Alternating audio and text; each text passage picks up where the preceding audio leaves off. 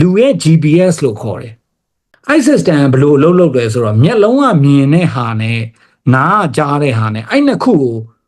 synchronize လုပ်ပြီးတော့အဲ့ system အလုပ်လုပ်တယ်ခေါင်းကညာဘက်ဆောင်းတာတို့ခေါင်းကလှည့်လိုက်တာတို့နောက်တစ်ခါခေါင်းကဒီအရှိန်တစ်ခုနဲ့လေရှေ့ကိုရွေ့တာပေါ့ဒီ linear acceleration ဆိုတာရှေ့ကိုသွားတာပေါ့အဲ့လိုရှေ့ကိုရွေ့တာဖြစ်ဖြစ်ခေါင်းဘယ်ဆောင်းတာဖြစ်ဖြစ်ညာဆောင်းတာဖြစ်ဖြစ်အောက်ကိုငုံတာဖြစ်ဖြစ်ခေါင်းလောက်တာမှန်သမျှကို तू ကဒီ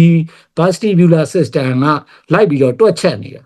သူရလာတဲ့ data ကိုတိတိကျကျဖြစ်အောင် brain မှာသွားပြီးတော့ तू ကသွားတွက်တယ်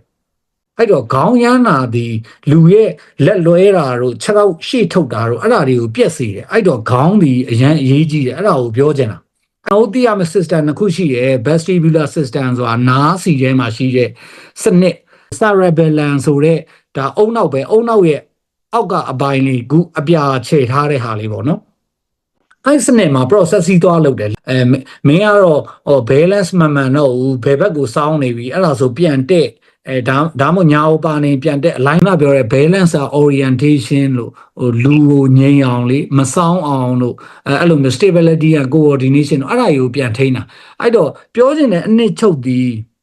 vestibular system ရဲ့အခုပြောတဲ့ cerebellum ရဲ့အဲ့နှစ်ခုပေါင်းပြီးတော့လူကိုတိတိကျကျဖြစ်အောင်ထိန်းပေးတယ်အဲ့တော့ခေါင်းတွေအရေးကြီးတယ်ခေါင်းကစပြီးပြတ်သွားလို့မရဘူး